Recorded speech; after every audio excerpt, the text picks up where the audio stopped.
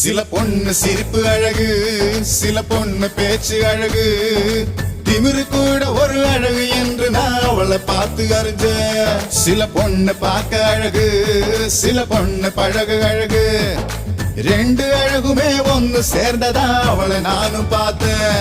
அவ கொடைய மறந்து வரும்போது